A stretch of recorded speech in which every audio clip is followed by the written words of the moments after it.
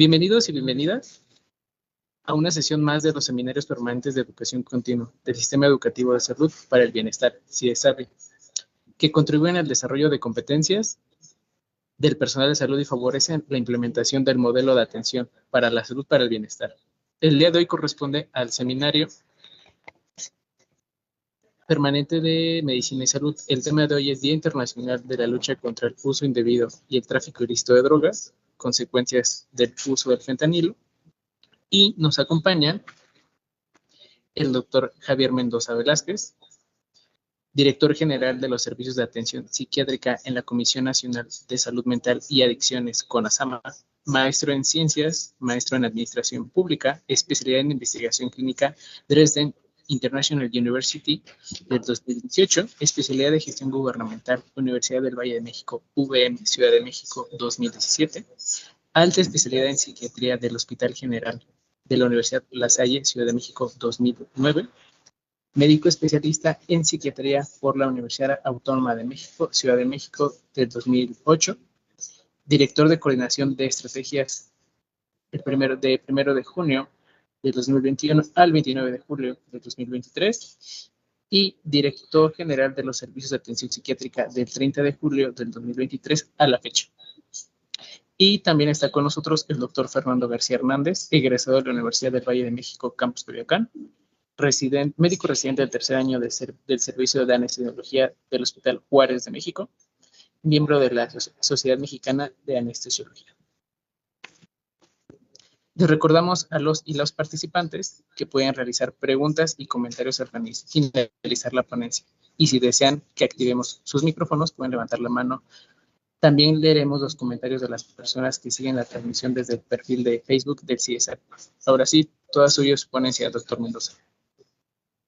Muchísimas gracias. Muy buenas tardes a todos y todas. Es un honor una vez más estar aquí en estos seminarios. No es la primera vez que me toca estar, pero sí es la primera vez que me toca estar en Medicina y Salud. Sin embargo, creo que el tema es un tema bastante importante. Solo les quiero dar un precedente de por qué existe este tema. El tema del Día de las Drogas, de manera muy puntual, existe en orden a generar un diálogo sobre la importancia de la legislación y de manera muy particular sobre las regulaciones necesarias para el uso no nocivo de muchas de esas sustancias, ¿no? El día es el Día contra el Tráfico Ilícito o el consumo nocivo de sustancias psicoactivas, y hoy de manera particular vamos a hablar de una de ellas. ¿Por qué tenemos que hablar de fentanilo en nuestra historia? Es una situación que genera mucha ambivalencia. Si bien el problema desde la salud pública con respecto al fentanilo en números es una situación que no es pues visiblemente grave, es una situación muy grave para la población en la que ocurre. Y de manera local, en algunas áreas de nuestro país, es una situación que requiere una atención inmediata. Por la convivencia con la que nos encontramos con nuestro país vecino del norte, es necesario que vayamos generando acciones de salud pública para que las circunstancias no nos agarren desprevenidos, porque el movimiento de las drogas, y de manera particular estas sustancias psicoactivas que en el momento, pues bueno, ya superamos los opioides, ya que se generan en laboratorios, son sustancias que se utilizan como estas nuevas sustancias que cambian todos los días y que nos obligan a estar siempre presentes de lo que tenemos que ir construyendo en orden a la salud en el terreno de las sustancias psicoactivas. Denme un segundo nada más porque creo que tengo que compartir de esta manera. Espérenme. Y les comparto mi presentación.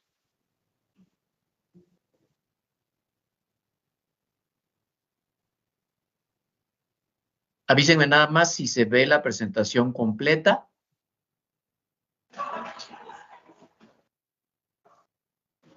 Todavía no, doctor. Ok. Denme un segundo.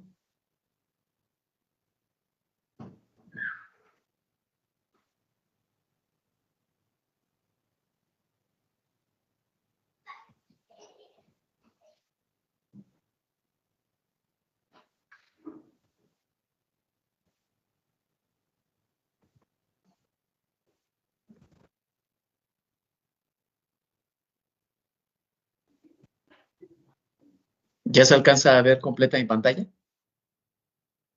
Sí, doctor. Muchas gracias. Bueno, yo soy el doctor José Javier Mendoza Velázquez, como ya me habían presentado, soy director general de la Comisión Nacional de Salud Mental y Adicciones. Particularmente soy director de los servicios de atención psiquiátrica y hemos trabajado como Comisión Nacional de Salud Mental y Adicciones en una gran cantidad de historias para construir una estrategia que vincule a las necesidades de atención a la salud mental con la demanda de sustancias psicoactivas, la generación de las modificaciones estructurales a las leyes que correspondan a las necesidades actuales en el respeto a los derechos de las personas que consumen, también en el derecho a las personas que de alguna manera se encuentran bajo sus procesos asociados a las determinantes sociales, a situaciones que ponen en riesgo su salud mental. No se trata de generar una situación de criminalización. De hecho, la existencia de este día, como les comentaba, del día de las drogas, que le llaman en otros países, el día contra el tráfico indebido y el consumo ilícito, es una historia en orden a rescatar el derecho de las personas que consumen a recibir la atención sobre los procesos a la salud, la necesidad de que los consumos de sustancias sean vistos como un problema también de la salud pública y no exclusivamente sobre una vinculación de seguridad, y a desaparecer el concepto criminalizador de los consumos de sustancias psicoactivas. Es importante entender en esta historia que cuando hablamos de manera muy puntual en el fentanilo, hablamos de un origen histórico, ¿no? Las drogas han acompañado a todas las personas a lo largo de la vida. No podemos decir que son un problema de este siglo, son un problema de hace muchos siglos. Y de hecho, el opio, que es el origen propiamente de las drogas derivadas del opio, valga la redundancia, de la goma del opio, son de alguna u otra manera de las drogas más antiguas. En el proceso histórico, las personas han encontrado espacios de convivencia con las sustancias psicoactivas y que han terminado con el conocimiento cada vez más amplio de maneras culturales de estos efectos. Y pues bueno, cuando existió toda esta historia del tráfico, bueno, no del tráfico, sino del tránsito de mercancías a través de Asia Central, provenientes desde la parte más oriental de Asia, que es en donde en gran parte se conoce el origen de estas sustancias, pues bueno, a partir de ahí empieza una masificación, llamémoslo así, del consumo, que para sus tiempos generó modificaciones sustanciales a la salud de las diferentes poblaciones. Tanto esto que hubo la necesidad de construir herramientas para limitar la extensión de la llegada de estas sustancias a la vida de otras sociedades que al no estar preparadas para esto caían de manera muy frecuente en los consumos nocivos y desarrollaban todas las consecuencias que nosotros conocemos, particularmente con respecto al opio. El opio se fue derivando en diferentes formas y bueno, también se fueron estudiando cada vez más sus efectos, tanto que hasta la fecha, ¿no? Gran parte de los opioides, bien llamados, o de los medicamentos derivados de los laboratorios que emulan la estructura de los opioides, fueron de alguna u otra forma absorbidos por la industria farmacéutica y pues bueno, en estas historias se convirtieron en una de las principales herramientas para el manejo del dolor y para la aplicación de procedimientos anestésicos. Razón por la cual la legislación y la regulación de su uso tiene que ser cada vez más específica. No estoy diciendo estricta, sino específica. Y en este proceso nosotros nos encontramos en un momento en el cual nosotros venimos de un historial de conocimiento de muchos años de avance que a lo largo de este último siglo se ha convertido en una revolución muy notable. La producción principal, los principales productores de opiáceos en nuestro planeta, pues bueno, nosotros como país somos señalados en muchos otros países como uno de los principales productores de estas sustancias, al igual que países del sur de América o países del sur de Asia, han sido también en su momento identificados como estos procesos, ¿no? El movimiento global, los cambios en las economías globales han hecho que las sustancias se movilicen también hacia grandes mercados, producidas en mercados que tienen poca regulación, consumidas en mercados que tienen gran productividad, y en este proceso han generado un mercado que que lleva consigo una gran carga de situaciones criminales, ¿no? Las situaciones criminales están asociadas principalmente al tráfico ilícito y, bueno, principalmente a la distribución de estas sustancias. A lo largo del tiempo nos referimos a los opioides y a los opioides como una serie de sustancias que afectan particularmente de manera farmacodinámica a un espacio de nuestra bioquímica, de nuestra neurobioquímica, que son los receptores a los opioides. Los opiáceos no son productos directos de la planta, de adormidera o amapola. Los opioides sintéticos son productos 100% sintetizados en los laboratorios. Cuando hablamos de productos sintéticos 100% sintetizados en los laboratorios, cambiamos un poco la perspectiva. La regulación ya no va sobre los campos de sembradío. La regulación ya va sobre laboratorios que escapan a la regulación por la ley para la distribución y construcción o síntesis de estos productos. Sin embargo, también hemos encontrado grandes problemas, como ocurre de manera particular en nuestros vecinos del norte, en el que estas mismas historias se repiten con mecanismos regulados de producción, donde la dificultad de la regulación ha sido a través de la distribución al mercado. Entonces, la construcción de mercados, tanto legales como no legales, ha hecho de estas un gran problema. Y es esto por lo que nosotros tenemos que empezar a trabajar en identificar todos estos procesos. Cuando hablamos de opioides, hablamos de un término genérico que se utiliza para referirse a los opiáceos y sus análogos sintéticos. O sea, ya cuando hablamos opioides, de manera general, estamos hablando de la misma historia. El opioide, y al final del día, es toda aquella sustancia destinada a su interacción con estos receptores. Los opiáceos, de manera particular, son alcaloides naturales provenientes de la dormidera, que es esta sustancia, que es esta planta que se obtiene a través de los cultivos de amapola. Y pues bueno, como la morfina, la codeína, la tebaína, son sustancias que han demostrado poder dentro de la medicina, han demostrado gran importancia en el uso médico, y pues los términos opiáceo y opioides se suelen emplear de forma indistinta. No obstante, los opioides son los compuestos sintéticos que se derivan de los opiáceos, pero que no son opiáceos. O sea, el opiáceo propiamente es el que se deriva de la planta, el opioide es el que se genera en un laboratorio o derivado del opiáceo. Los opioides o los opiáceos se califican como depresores del sistema nervioso central y se utilizan generalmente, son depresores porque reducen la actividad de las funciones cerebrales ante su consumo. Generan sedación, generan enlentecimiento, disminución de los reflejos, pero también a través de estas mismas historias pueden tener un efecto analgésico, por lo cual frecuentemente son utilizados para reducir el dolor. En esta misma historia, nosotros podemos identificar que existen diferentes tipos de receptores con los cuales no me voy a meter mucho, pero bueno, vale la pena que entendamos que no es un único espacio donde actúan estas diferentes sustancias, lo cual también genera que, bueno, al no actuar exclusivamente sobre un solo espacio, generan diferentes cantidades de efectos, ¿no? Efectos que involucran las percepciones subjetivas, la percepción del placer, la percepción de la tranquilidad, la disminución de los síntomas de la ansiedad. Y esto no exclusivamente está derivado de un único receptor. Todos estos receptores se ven modificados a través de sus estructuras al entrar en contacto con estos opiáceos o con los opioides, y a través de esto genera los efectos que nosotros conocemos dentro de la membrana, de los cuales ahorita les voy a hablar. Es importante entender que al final del día, al unirse con los receptores, el opioide modula la actividad de los canales iónicos de calcio y potasio, lo cual genera que exista, ¿no?, esta descarga que pues modifica el estímulo entre una neurona y otra, y pues bueno, a través de ahí cambia todo este proceso, ¿no? El estímulo doloroso, por ejemplo, es transferido en el impulso eléctrico a través de un nociceptor, y pues bueno, cuando nosotros ejercemos modulación, se producen mecanismos tanto excitatorios como inhibitorios que modifican la transmisión de este impulso, y es ahí donde entran, ¿no?, estos medicamentos que inhiben los efectos de estas sustancias. No son los únicos efectos que modifican el estímulo doloroso, pero de manera particular pueden generar todos estos cambios. A través de este proceso, nosotros sabemos que tanto el estímulo puede ser modificado de manera local, modificando los reflejos, la respuesta de los axones en este mismo proceso en las neuronas aferentes, o se pueden producir también a nivel más central dentro de nuestra médula espinal.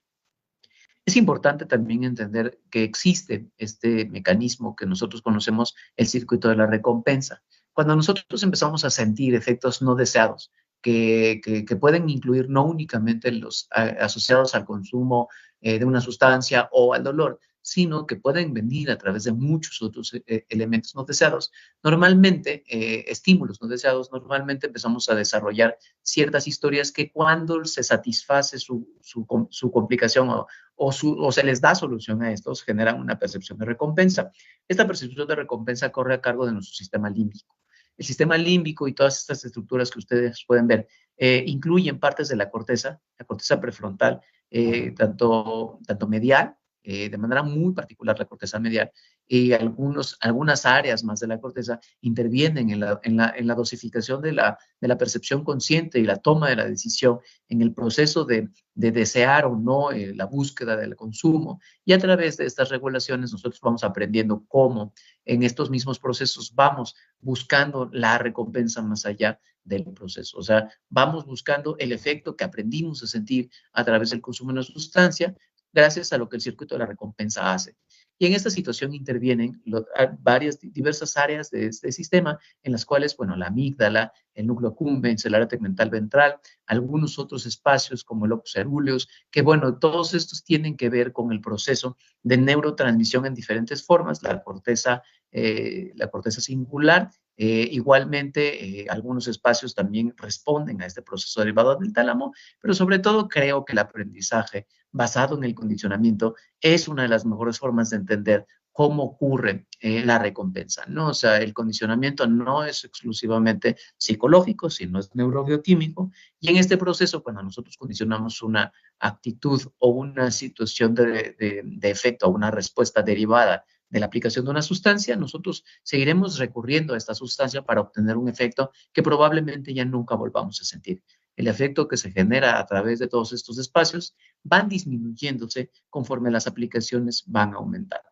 Es importante entender que cuando nosotros buscamos de alguna forma el identificar de dónde proviene esta situación o por qué hay personas que deciden o no consumir, tiene que ver con una complejidad neurobioquímica que no está exclusivamente en el poder de ejercer la voluntad.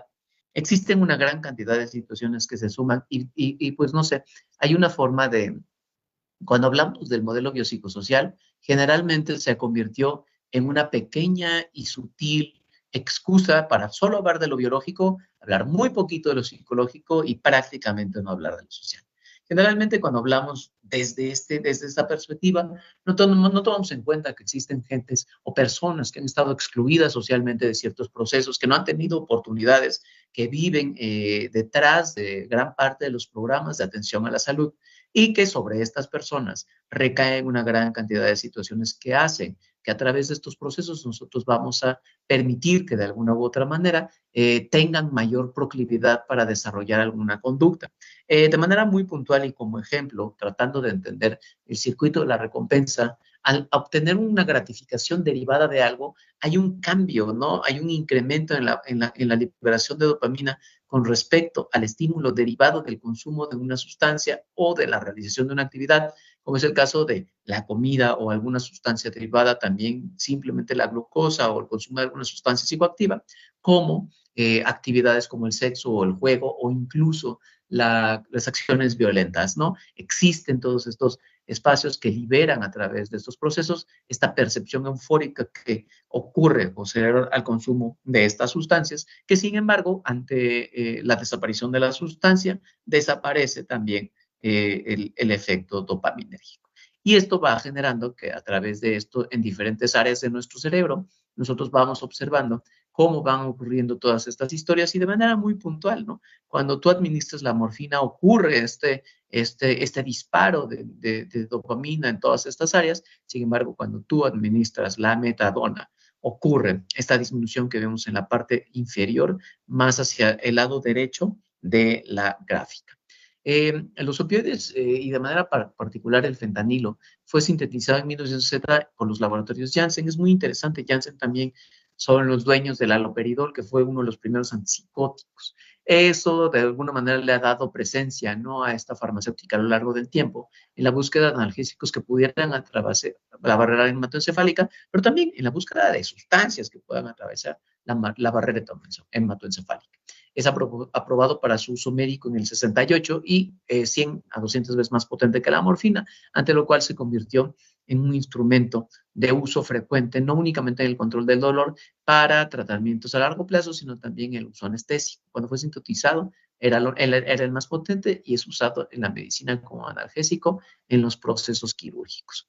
Su estatus legal, de acuerdo a la Ley General de Salud, está dentro del grupo 1, no es un medicamento que está prohibido, no es susceptible de prohibirse porque las necesidades dentro del área médica son muy claras, y la Ley General de Salud también es muy clara, lo cual no implica que su regulación dentro del grupo 1 deba ser estricta. Está clasificado como estupefaciente y requiere una receta con código de barras para surtirse. Existen también diferentes formas que son las que en gran parte nos preocupa de fentanilos de consumos ilegales. El fentanilo no es una sustancia que se produzca exclusivamente con fines médicos y nosotros lo sabemos. De hecho, el fentanilo médico sí genera graves problemas que de manera particular en algunas áreas de la medicina han significado problemas asociados a la salud pública en nuestra formación. Existen formaciones médicas que tienen mayor proclividad o mayor susceptibilidad de desarrollar uso indebido de estas mismas sustancias por el acceso que tienen a ellas. Y es importante que nosotros no pasemos de lado el hecho de que si bien el problema del fentanilo desde la versión, digamos así, más legal de o sea, la versión que se puede obtener a través de una receta y que se puede regular, es mínima en el proceso de lo que significa para la salud pública. Sin embargo, las formas no legales de consumo de fentanilo ocurren dentro de la dinámica social normal. Se le llama heroína blanca, heroína sintética, chiva blanca, fentanyl 30, China White, China Girl, tango. Existen diferentes formas para llamar al fentanilo, pero también existen diferentes formas de presentación del fentanilo en el mercado negro o en el mercado no legal. El fentanilo puede venir en polvo, en pastillas, puede venir combinado con otras sustancias y esto es una de las cosas por las cuales nos preocupa más desde el proceso de la salud pública, porque una vez que entres en contacto con el fentanilo, la necesidad que viene después del consumo de fentanilo de continuar consumiéndolo es alta. Esto le llamamos nosotros craving o este deseo de seguir consumiendo la sustancia psicoactiva. En este proceso del deseo, esta percepción de tolerancia al efecto va a generar también que cada vez necesitemos una mayor cantidad de sustancia para volver a sentir la misma historia. Sin embargo, los síntomas de abstinencia, que es lo que generan estos síntomas que se les llama craving o deseo, estas historias lo que hacen es que la persona en abstinencia, de manera particular, las personas en abstinencia a los opioides o al fentanilo, tienen abstinencias muy intensas y también muy largas. Entonces, no podemos asegurar que una persona que durante un par de semanas ya ha estado en tratamiento para disminuir su consumo y que no ha estado consumiendo, que ha sido sometida a un tratamiento, sea de sustitución o sea a través de utilizar pues llamémoslo así, un antídoto, ¿no? Es como la metadona o alguno de estos medicamentos. Bueno, de alguna u otra forma, pues no podemos asegurar que la persona va a continuar en este mismo proceso. Si a esto le aunamos que muchas de estas personas salen a sus propias determinantes sociales y estas determinantes sociales no permiten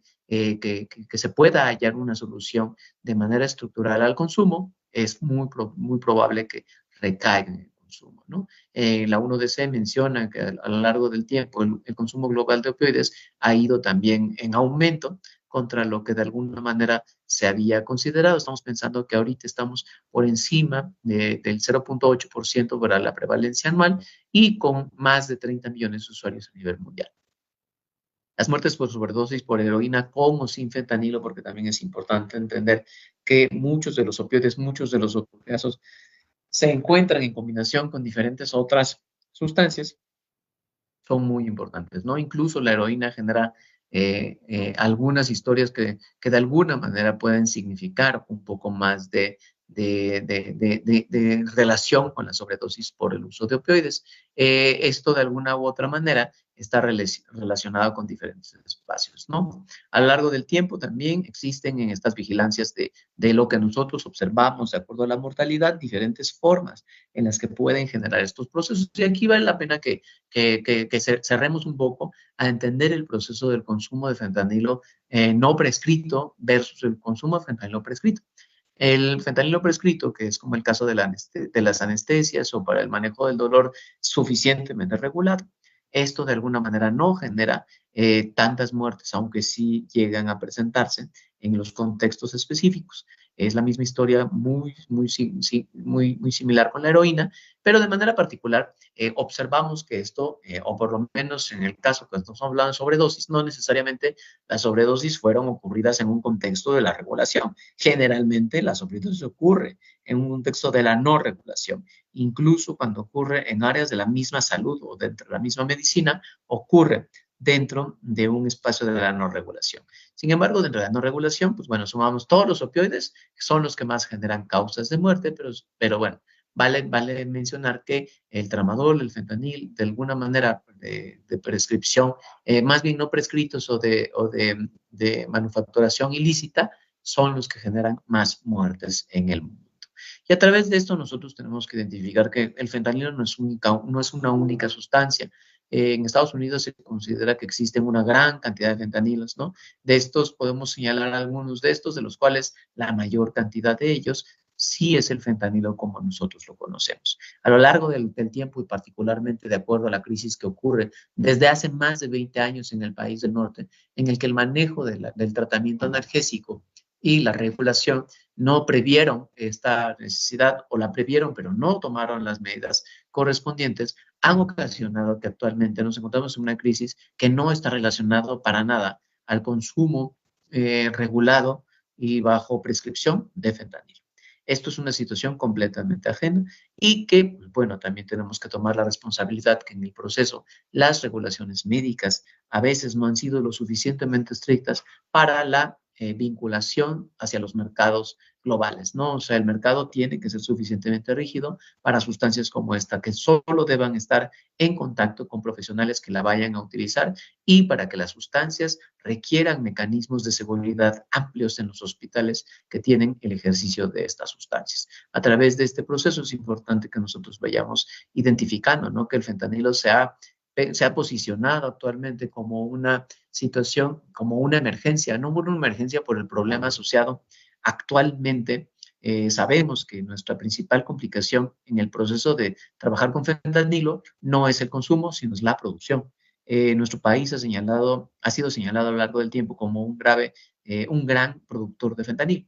De manera particular, en el norte de nuestro país, esta situación ha ocurrido con una gran cantidad de decomisos en este mismo proceso. Sin embargo, en este momento, el fentanilo ya también genera muertes en el norte de nuestro país. Han habido diferentes espacios en los que se han identificado algunas personas que consumen fentanilo en Aguascalientes, en la Ciudad de México, en algunos otros estados del centro del país. Sin embargo, no es una situación recurrente como ocurre en el norte de nuestro país, particularmente en 3 de nuestras ciudades, ¿no? En las ciudades de Tijuana, en la ciudad de Mexicali y en la ciudad de Ciudad Juárez. Entonces, en estos espacios es en donde la situación ya es una crisis de salud actual y donde tenemos que empezar a trabajar para identificar esto, ¿no? Las sustancias psicoactivas se mueven de una manera muchísimo más desconocida para nosotros dentro del interior de nuestro país, por lo cual es importante que nosotros como personal de salud podamos identificar cuando una persona pudiera de alguna manera estar relacionada con el consumo de algún opiáceo, porque esto nos alertaría sobre en este proceso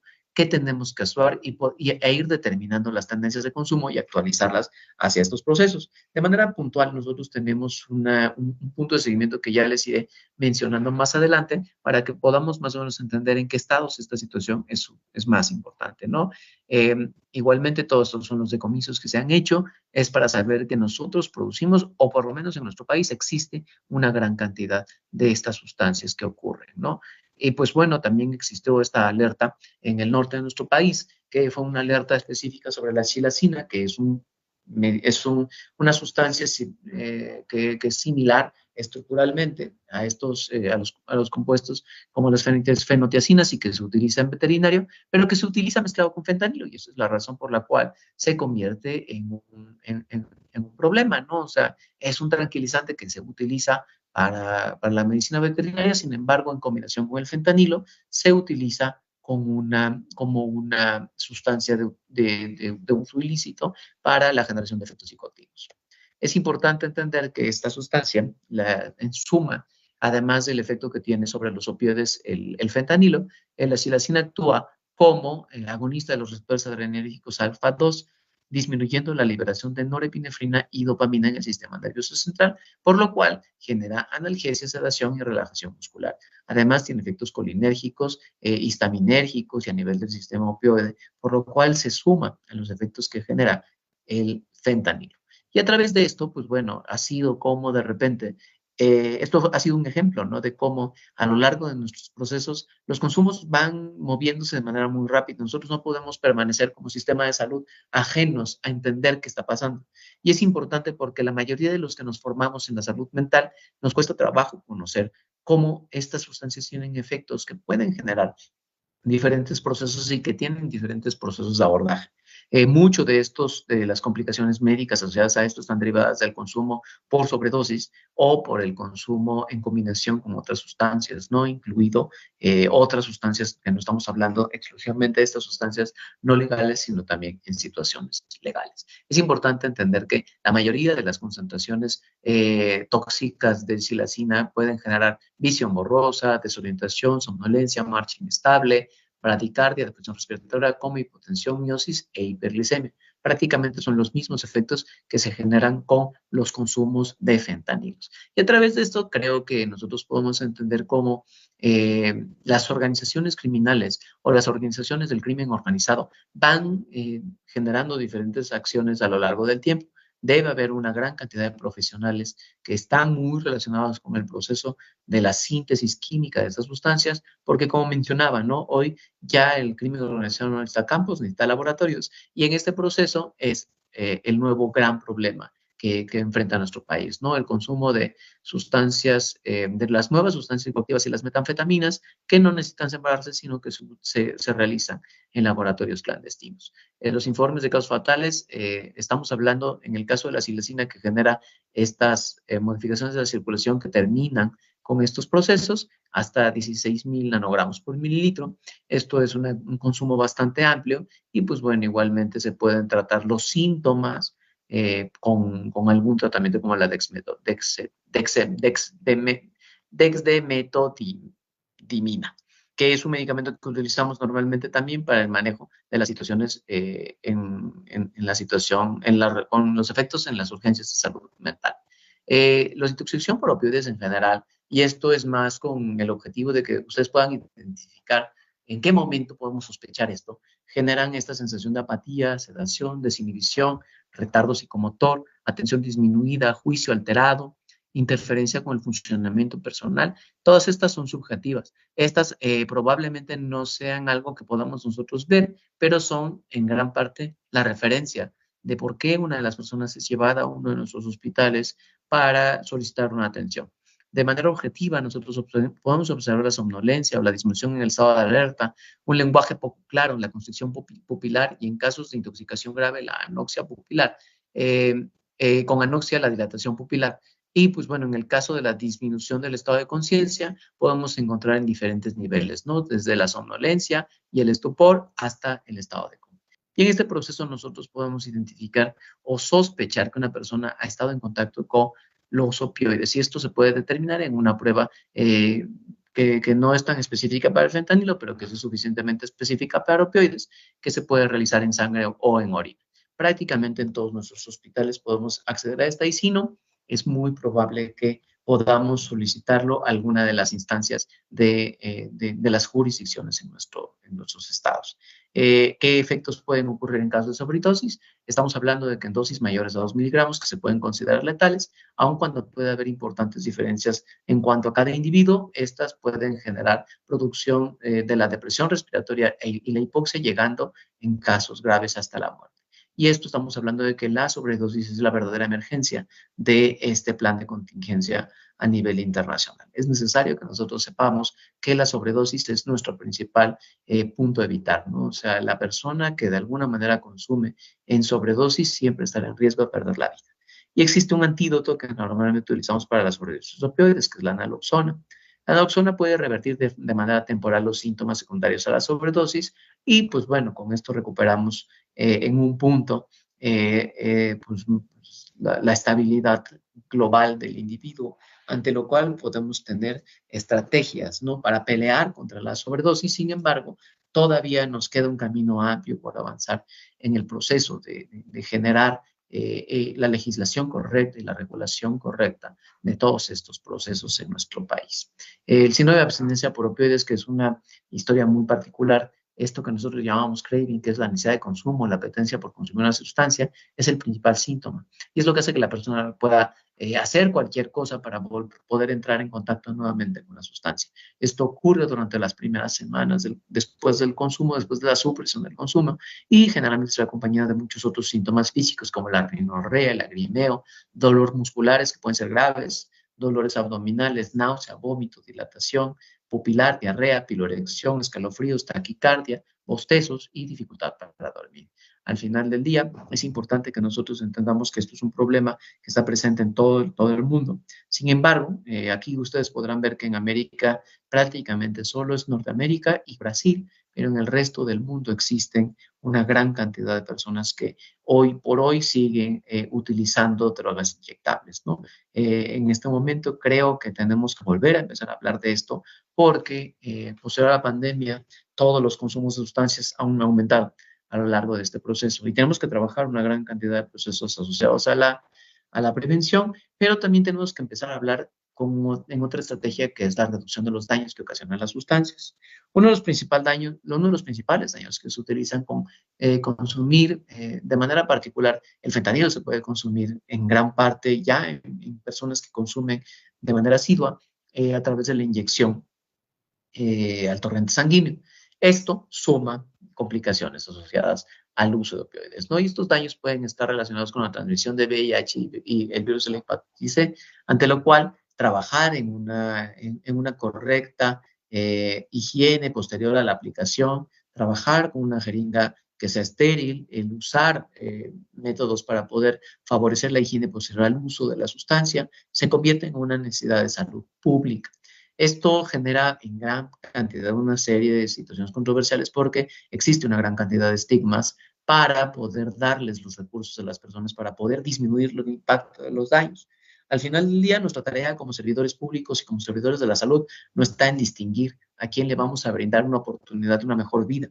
En este proceso nosotros podemos brindar una mejor vida a través de la reducción del daño. La reducción del daño es dar el tratamiento para la hepatitis C cuando estamos en contacto con una persona que posteriormente a un episodio de intoxicación fue violada. En este punto nosotros no podemos juzgar este proceso y tenemos que activar estas mismas historias. Cuando una persona ha decidido consumir sustancias y en este proceso nosotros nos enfrentamos a este proceso, tenemos que hacer un ejercicio psicoeducativo importante, pero también tenemos que hacer un ejercicio desde la salud pública para que las jeringas, de manera particular, sean jeringas estériles. La mayoría de estos procesos ocurren en personas con una grave interseccionalidad.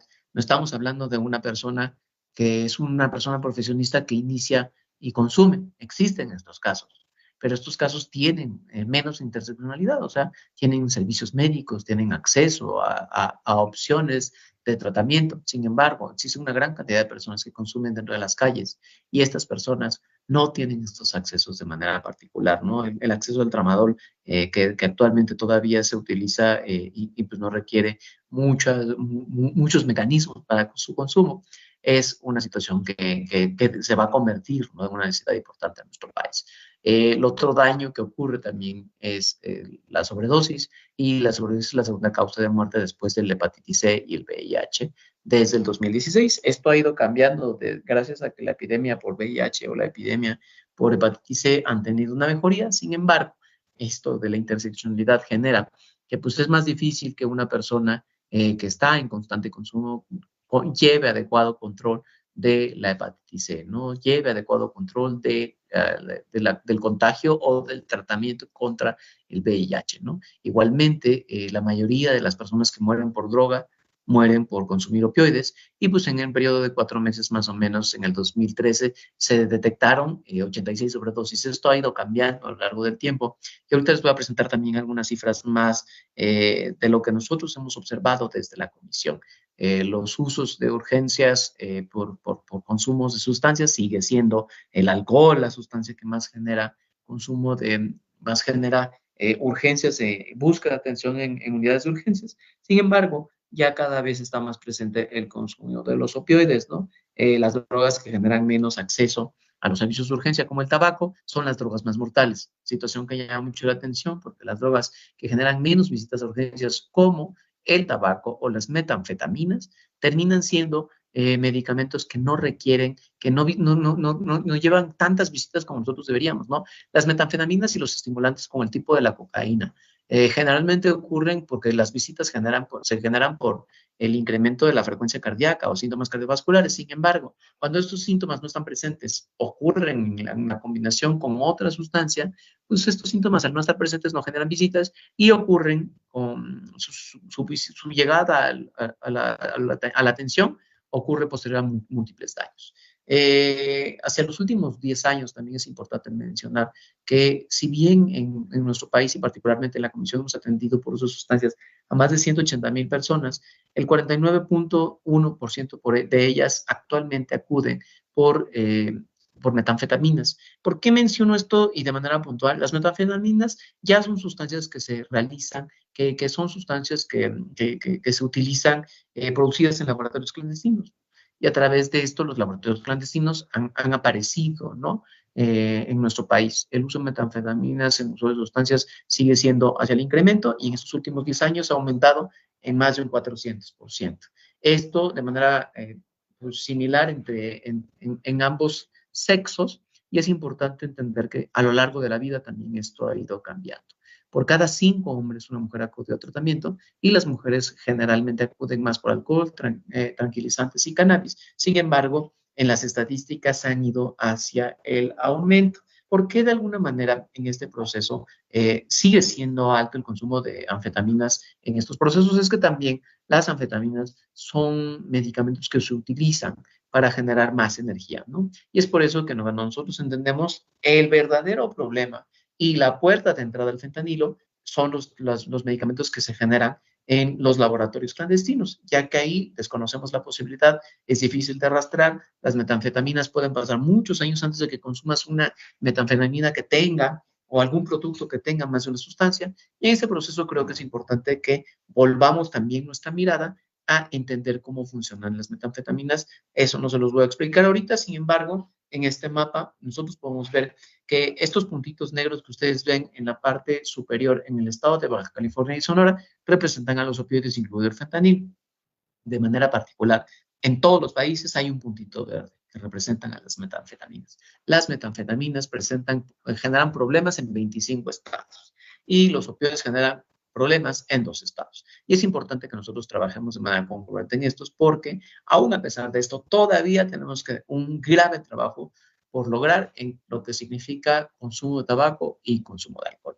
Las nuevas sustancias psicoactivas y las drogas emergentes, pues bueno, van generando estos aumentos en la frontera norte y es importante que estemos bien presentes en que la atención tiene este crecimiento en este contexto local, no se ha suspendido, sigue avanzando y es necesario que en el contexto de la frontera cambiemos nuestros procesos de atención y de manera particular, si estamos en un espacio de frontera o en un espacio donde la dinámica de relación con la frontera sea muy cercana, es importante contemplar estos consumos dentro de nuestras atenciones médicas. Entre enero y mayo del 24 se atendieron a 158,814 personas por diferentes condiciones de salud mental, pero estas condiciones de salud mental, particularmente desde la comisión, estamos hablando del 51% y el 25.9%. ¿Por qué menciono esto? Porque tanto la ansiedad como la depresión son 2 de las principales causas que hacen que las personas inicien su consumo de sustancias psicoactivas. Ante esto es importante que nosotros también tengamos como un poco de antecedentes sobre eso y pues bueno, entender que al final del día esto es una predisponente para que nosotros podamos encontrar esta misma historia, ¿no? Y en el marco de esta conmemoración de este evento ha sido como necesario o es importante darle el crédito al Observatorio Mexicano de Salud Mental y Adicciones, que ha desarrollado diferentes de estas pues iniciativas para el conocimiento de las tendencias de consumo de estas sustancias, que es como la encuesta nacional de salud mental y adicciones, la encuesta de uso de cannabis y un estudio sobre el uso de sustancias psicoactivas. De acuerdo a esto, es importante entender que, bueno, tenemos que ir construyendo una mejor dinámica de reducción de riesgos y de daños y pues únicamente entender, ¿no? Que desde las reformas a la Ley General de Salud, una de las principales cosas es que el problema del consumo de sustancias es un problema de salud pública y como salud pública se tiene que tomar. En el ámbito de la salud mental, dentro de las 10 condiciones prioritarias que actualmente se pueden ver dentro del sistema de salud, no únicamente son estas, sino también los consumos de sustancias psicoactivas.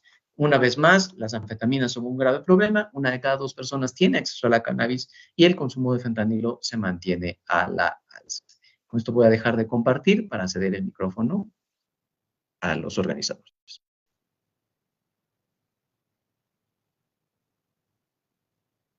Gracias, doctor. ¿Ahí me escuchan? Doc, ¿me escuchan? Sí, sí, te escucho. Ok. Te escucho bien. Sí, muchas gracias. No veo al doctor Fernando. Doctor Fernando está por aquí.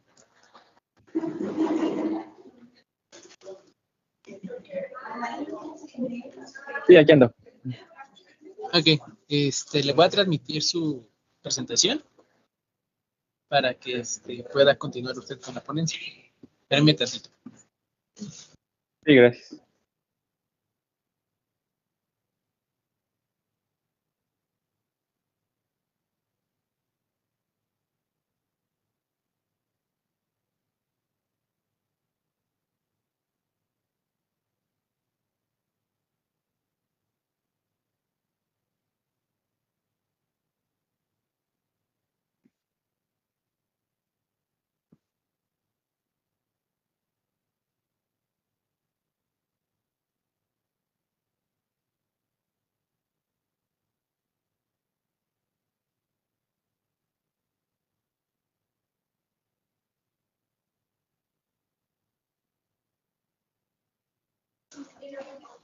Ahí la pueden ver. Sí, Sí, se ve bien. ¿Sí la ven bien? Ok. Déjenme más apagar el micrófono para cederle el micrófono a usted, doctor. Permítame tantito. listo. Bueno, buenas tardes. Mi nombre es Fernando García Hernández. Actualmente soy médico residente del último año de la especialidad de Doc, permítame. anestesiología. Doc, Sí, perdón. ¿ahí se ve todavía la pantalla o se ve que estoy moviendo los cambios? Sí, no, sí, sí se ve. Bueno, yo sí alcanzo a ver la ¿Se ve la pantalla. pantalla? Sí, Pero de su presentación. ¿En PDF sí se ve? sí, sí, la Ok, gracias, presentación, doctor. sí. Disculpe. Sí, Tiene, disculpe, Sí, se ve doctor. tiene la problema. presentación en PDF. Ajá. Gracias.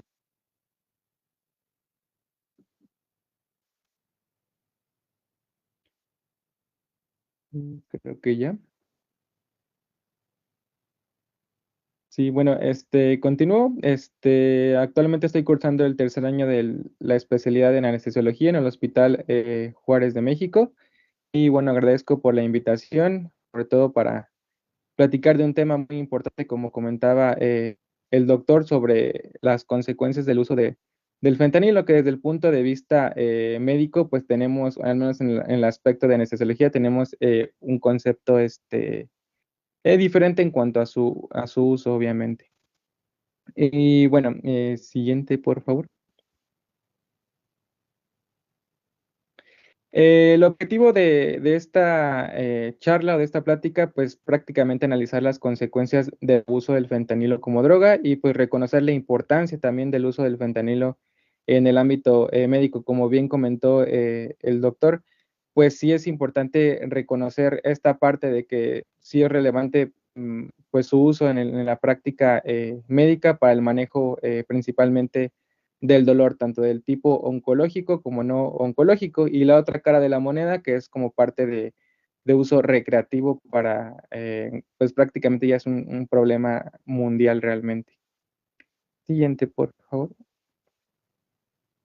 De manera, pues, de introducción, pues, como ya había comentado igual el doctor, pues, la Asamblea General de las Naciones Unidas el día 7 de diciembre del 87, pues, determinó el 26 de junio como el Día Internacional de la Lucha contra el Uso Indebido y Tráfico Ilícito de Drogas, con el fin o con el objetivo de reforzar la actuación y la cooperación de una sociedad internacional, pues, libre del consumo de drogas.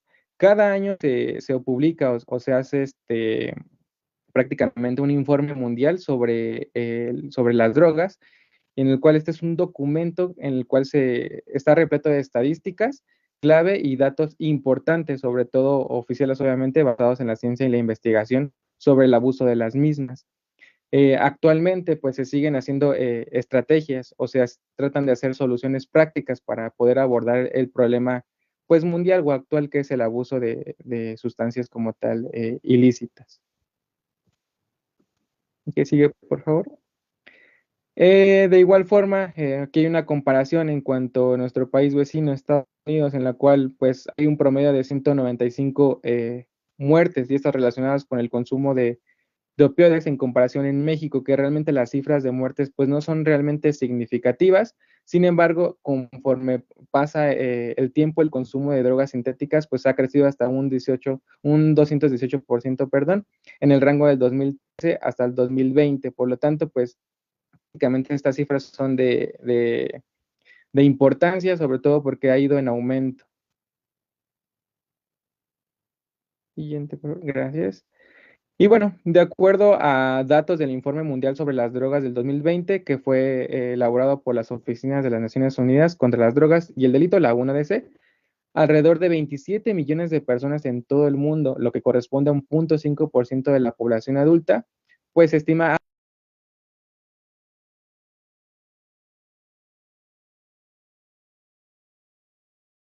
bastante realizar diferentes estrategias y así establecer objetivos, sobre todo para poder tratar pues no eliminarlo, pero sí disminuir esta parte. Siguiente, por favor. Gracias. Y bueno, para esto pues hay que definir lo que es una droga, pues es cualquier sustancia psicoactiva que una vez dentro del organismo viviente pues puede modificar su percepción, estado de ánimo, cognición, conducta o funciones motoras. Siguiente, por favor. Y bueno, estas son aquí en México actualmente las drogas más consumidas, pues en este caso que pensamos que es el fentanil, como comentaba igual el doctor, pues dentro de las más importantes tenemos la marihuana, la cocaína, estimulantes del tipo anfetamínico, uso no médico de tranquilizantes, sedantes y de prescripción, solventes e inhalantes, alucinógenos y pues en último lugar tenemos realmente a los opioides, que pues esta probablemente va a ir escalando algunos lugares conforme se vaya a tener una mala regulación y de igual forma distribución del mismo medicamento, no solo del fentanil, sino de algunos otros opioides, como bien se comentaba.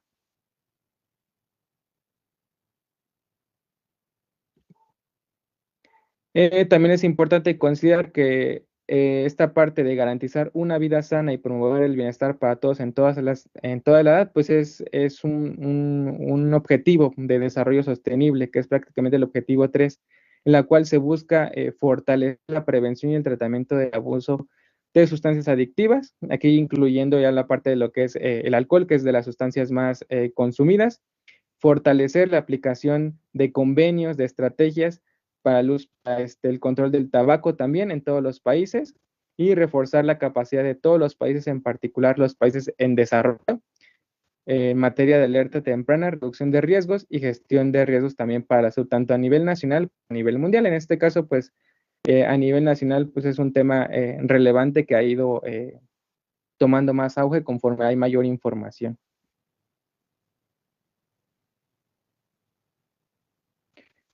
Bueno, esto es para nada más un poquito de concepto. Igual el doctor lo explicó muy bien, la verdad. Es que es un opioide, pues es una sustancia que actúa a diferentes niveles. En todo el cuerpo tenemos receptores opioides. Igual no me voy a meter mucho en lo que es los tipos de receptores, pero bueno, conocer que tienen cada uno cierto efecto a nivel del organismo, la cual el objetivo como tal de un opioide de manera o sustancia como médica es tener un efecto analgésico, pero si bien tiene un efecto depresor del sistema nervioso central, así como el potencial de causar euforia, es decir, esa sensación de satisfacción, esa sensación que prácticamente lo hace adictivo. Y esto, al final de cuentas, puede ser dosis dependiente, como la mayoría de los fármacos opioides. ¿De dónde se obtiene? Igual, esta pues derivan de la planta, conocida como la adormidera. Hay diferentes clasificaciones de opioides. Uno de los que más se utilizan es de acuerdo a su origen. Los naturales, pues de los más relevantes tenemos la codeína y la morfina, que actualmente se siguen utilizando, perdón, los semisintéticos, como tenemos la heroína, la hidrocodona o oxicodona, que de igual forma se sigue utilizando, y sintéticos como la loperamida, el fentanilo, que es el objetivo de la charla, y la metadona. Pero bueno, esos al final de cuentas se pueden clasificar de acuerdo a otras características. ¿Cómo funcionan los opioides? De igual forma no me voy a meter tanto, pero nada más quiero recalcar en esta diapositiva los diferentes receptores que en los que tiene efecto pues prácticamente los opioides. Y cada uno tiene un efecto diferente, en el cual unos se caracterizan por la depresión respiratoria, la euforia, otros en la alteración de la percepción del dolor o el compartimiento afectivo, otros en la sedación, y los otros ya lo que es lo que provoca la disforia, alucinación, incluso convulsiones, y ya efecto a nivel también del centro respiratorio. Entonces es relevante nada más tomar en cuenta que tiene diferente efecto a nivel tanto central como a nivel periférico.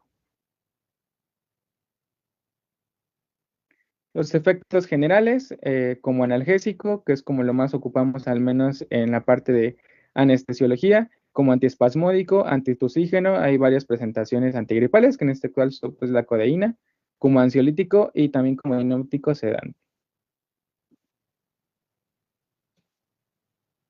Y ya la parte de lo que es, ¿qué es el fentanilo? Pues igual ya lo platicó el doctor muy bien, que es un opioide sintético que es 50 veces más potente que la heroína y 100 a 200 veces más que la morfina. Esto lo podemos encontrar varias presentaciones, pero bueno, al menos como parte de algo ilícito o como droga ilícita, pues es frecuente que los vendedores de estupefacientes lo mezclen con algún otro componente, en este caso la heroína, cocaína, metanfetamina o el famoso también cristal. Si bien pues algunas tienen pequeñas cantidades de fentanilo, junto con estas pues pueden provocar un efecto mucho más potente, una acción más rápida y bueno, al final de cuentas un menor costo, por lo que lo hace atractivo para las personas que consumen como tal esto. Igual, esto es especialmente pues peligroso, pues porque las personas pues no tienen conciencia o no tienen conocimiento más bien de lo que tiene y por lo tanto lo hace peligroso para ellos. Por lo tanto, pues un medicamento que ellos usualmente, o más bien una sustancia que ellos usualmente consumen y que tengan alguna adición, algún componente, pues puede ser perjudicial para ellos, ya que pues pueden caer en alguna o sufrir una sobredosis. Entonces los casos de muerte súbita pues son más frecuentes cada vez. Por lo tanto, pues sí, lo consideran pues sí una droga como Estados Unidos, ya que prácticamente lo tienen en foco rojo, ya que su consumo pues sí ha ido un aumento y pues ha causado millones o cientos de muertes.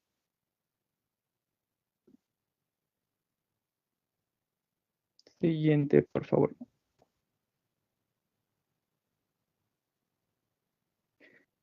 ¿Cómo se puede administrar? Al menos de forma médica, pues puede ser de forma inyectable, en parches, pastillas, incluso en forma efervescente. Esto pues obviamente como fines para tratamiento del dolor. Y bueno, esto ya fabricado ilegalmente, pues se vende en forma de polvo, en envases de gotas para los ojos o rociadores nasales. Y cantidades pequeñas, como pues, ya habíamos comentado, pues, pueden tener consecuencias graves. Tan solo 2 miligramos, que son alrededor de 20 veces un grano de sal, pues pueden causar la muerte. Aquí los efectos inmediatos pues pueden ser aletargamiento, náusea, confusión, estreñimiento, sedación, problemas respiratorios y pérdida del conocimiento, que es como que los datos donde nos podemos dar cuenta de un paciente que ha estado expuesto a esta sustancia.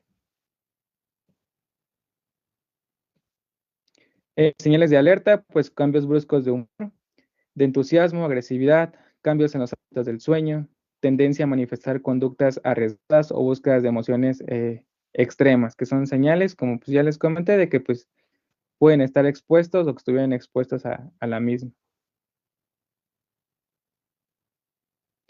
Y bueno, ya la parte que me interesa mucho que se queden es la parte de crisis del fentanilo como tal. El consumo de opioides y especialmente del fentanilo pues ha crecido muy importante en los últimos años, sobre todo en Estados Unidos, pero no solo en Estados Unidos, aquí en México ha tenido mayor tema o relevancia. Según la CDC, que es el Centro para el Control y Prevención de Enfermedades, entre los años 99 y 2019, se encontró la sobredosis de opioides en más de 500,000 de personas. De igual forma, esta cifra durante la pandemia COVID-19, pues fue en aumento, ya que entre abril del 2020 y abril del 2021, el número de fallecimientos pues aumentó a más de 100,000. Y de estas, un 64% pues fueron por prácticamente opioides sintéticos. Y bueno, al menos aquí la crisis de opioides en México, pues se dice que difiere de lo que ocurre en los países desarrollados. El consumo de opioides en Norteamérica es considerado de 800 miligramos equivalentes a la morfina per cápita en comparación aquí en México, que es un consumo de opioides, tuvo un promedio de 6 miligramos equivalentes a morfina per cápita. Si bien es una cifra mucho menor en comparación a nuestro país vecino. Por lo tanto, pues existen inequidades con respecto al consumo de opioides en América del Norte y pues prácticamente Latinoamérica. Latinoamérica pues tiene un promedio de 12 miligramos equivalentes a morfina per cápita. Digo, a final de cuentas, el mayor consumidor pues sí viene siendo Estados Unidos.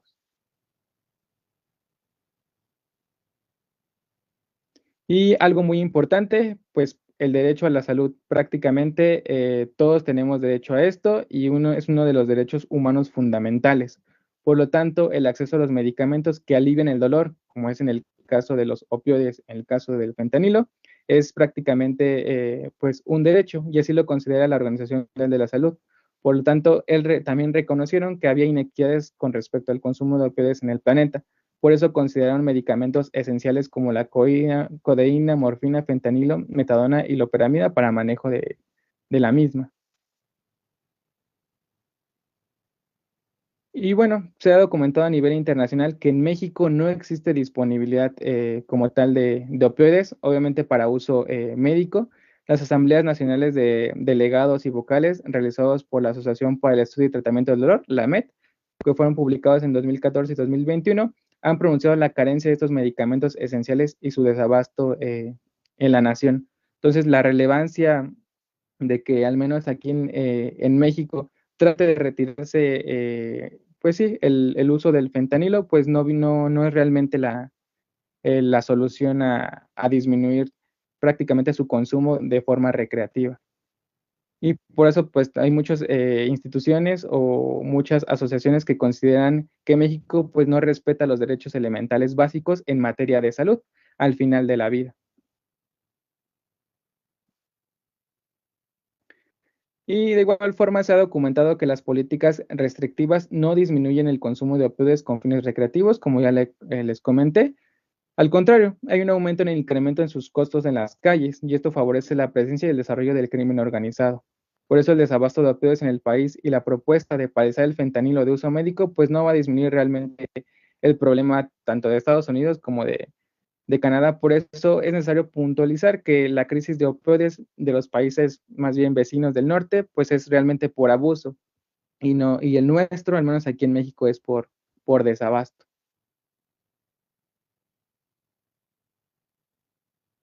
Y bueno, los controles establecidos por COFEPRIS pues suponen que los opioides medicinales pues cumplen con estándares de producción, calidad y de buenas prácticas de manufactura en comparación con los de uso recreativo, en los cuales estos se producen en laboratorios clandestinos y no existe algún tipo de control restrictivo o seguimiento. Desde el 2013 se empezaron a identificar ya con más frecuencia estos laboratorios clandestinos en los cuales ya hay formulaciones de análogos del fentanilo. Por lo tanto, estas formulaciones incursionaron exitosamente en el mercado de las drogas con fines recreativos y actualmente se han identificado hasta 1,400 análogos del fentanilo de venta ilícita. Y bueno, en la actualidad aquí en México, pues los laboratorios se dedican a la producción de estas, del fentanilo, en este caso de las presentaciones orales, endovenosas, tanto de morfina, del mismo fentanilo, metadona, oxicodona, así como buprenorfina endovenosa, han frenado el abastecimiento de estos medicamentos y realmente lo hemos visto directamente en los hospitales, al menos en la parte de anestesiología, por el uso pues realmente diario que tenemos de él y que requieren como tal pues un buen manejo sobre todo para el alivio del dolor por cáncer o al final de la vida. Por eso es importante tomar en consideración que el hecho de tratar de frenar su producción, pues no es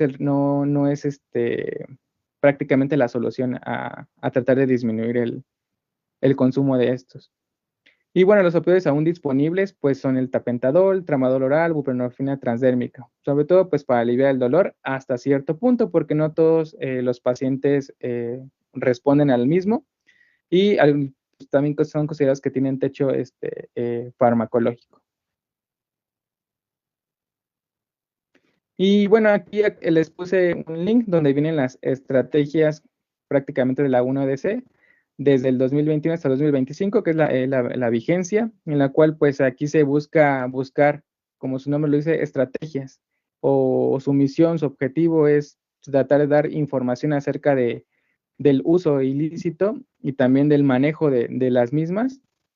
Y también nos habla un poco sobre su uso durante la pandemia y todo lo que implica el manejo pues prácticamente de la recreación o de estas sustancias psicoactivas.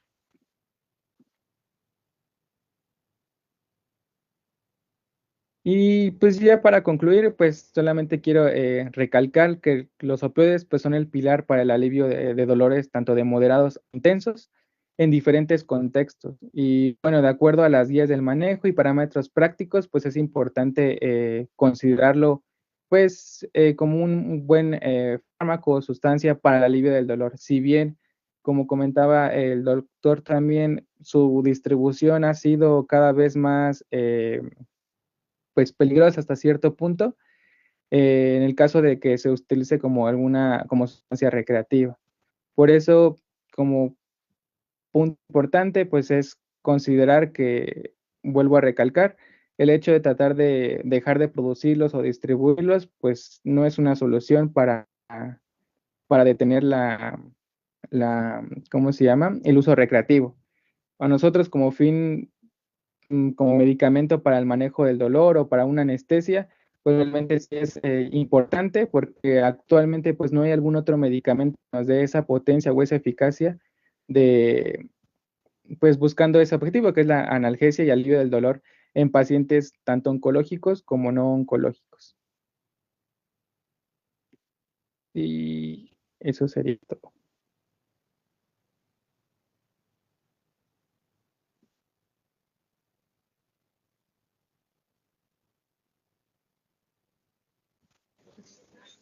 Gracias, doctor Fernando. Doctor Mendoza, igual alguna conclusión que nos quiera brindar. ¿Perdón, alguna qué? ¿Alguna conclusión que nos quiera brindar? Sí, nada más. Creo que de lo que hemos mencionado de manera muy puntual, tanto el doctor como yo, recalco la necesidad de empezar a trabajar en una capacitación. Pues yo hablaría de todos los servicios que estamos en contacto con urgencias en nuestro país para poder identificar los consumos de opioides, porque se nos escapa mucho y es muy difícil que las personas lleguen y nos digan que consumieron opioides. Esto ha disminuido mucho el reporte de los consumos de sustancias de este tipo. Misma historia en el primer nivel de atención. Sabemos que es más complicado y todo esto, pero si nosotros no podemos construir herramientas para que las personas del primer nivel de atención o de las áreas de urgencias de los hospitales comunitarios, de los hospitales generales o de los hospitales de alta especialidad, no vamos a poder tener una cifra clara de cuáles son los verdaderos consumos de opioides, ¿no? Porque sí, muchos llegan a las áreas de urgencias y para nosotros es importante que se sospeche. Y esto para nosotros nos podría generar una mayor capacidad de poder plantear esta necesidad dentro del contexto de la salud pública nacional. Sabemos que nuestro país es un país que produce sustancias, sabemos que es un país que consume sustancias, sabemos que tenemos proclividad por nuestra pues, desigualdad, en los procesos de desigualdad existentes, para que algunas de nuestras poblaciones sean más susceptibles de complicarse por los consumos de sustancias psicoactivas, pero sobre todo conocemos nuestro compromiso como servidores públicos, como parte del sistema de salud de este país, para poder devolver a las personas, incluso a todas las personas, incluso que no tengan derecho a audiencia, que tengan derecho a audiencia, o que pertenezcan o que incluso no sean nacidos en México, para que cuando estas situaciones existan, los servicios de salud puedan ser accesibles a ellos. En este caso, a las personas que consumen sustancias psicoactivas o a las personas que consumen sustancias opioides y, pues bueno, en este caso, fentanilos o nuevas sustancias psicoactivas, y pues es nuestra tarea estar suficientemente capacitados en estos procesos. Gracias, doctor. Nos hicieron una pregunta, no sé cualquiera de ustedes dos que nos pueda brindar apoyar la resolución de la pregunta. Para no recaer, ¿en qué institución se puede acudir para el tratamiento estando en un estado de deseo, que estén buscando la dosis como tal?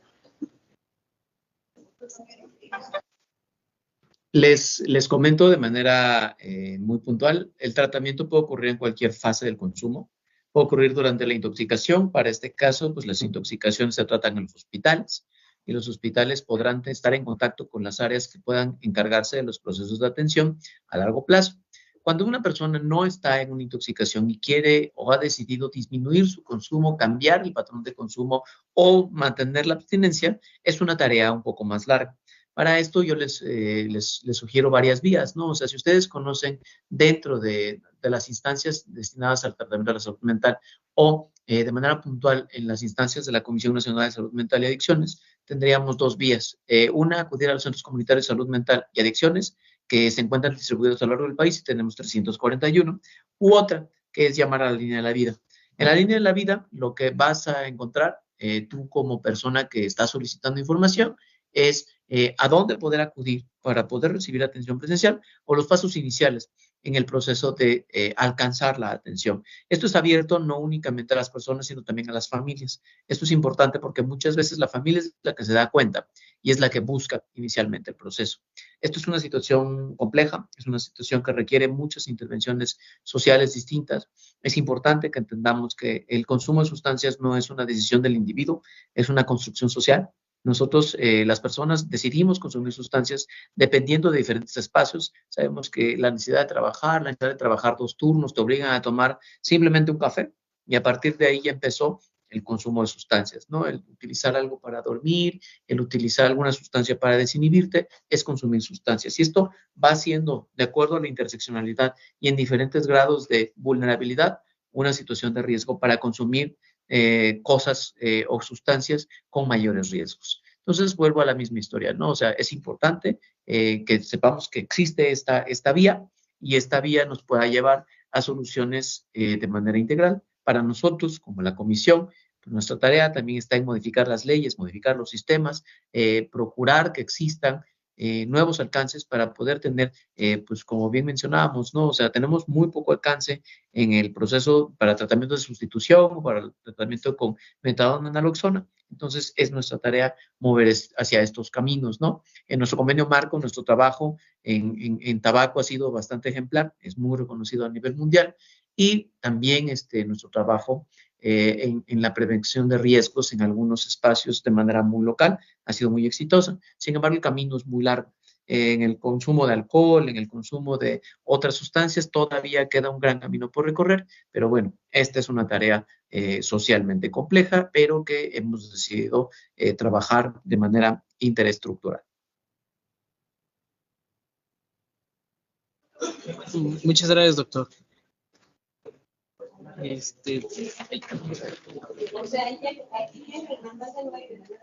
Pues les agradecemos mucho su tiempo, la pericia y el conocimiento que nos acaban de proporcionar ambos, por haber estado aquí y aceptado la invitación como ponentes para la institución. Y pues no es más que muchas gracias por estar aquí, doctores. No sé si me escuchan por ahí. Ah, sí, ya vi que sí me escucharon. Muchísimas gracias. Sí, muchísimas gracias por la invitación. No, a ustedes por su tiempo. Para finalizar, invitamos al personal presente a realizar la evaluación para poner su constancia, a registrarse en el Sistema Educativo de Salud para el Bienestar, que es el CIESABI, para aceptar la oferta educativa disponible y seguirnos en todas nuestras redes sociales. Doctores, nuevamente muchas gracias, y ahora sí, damos por finalizada la sesión del día de hoy. CIESABI agradece su interés en el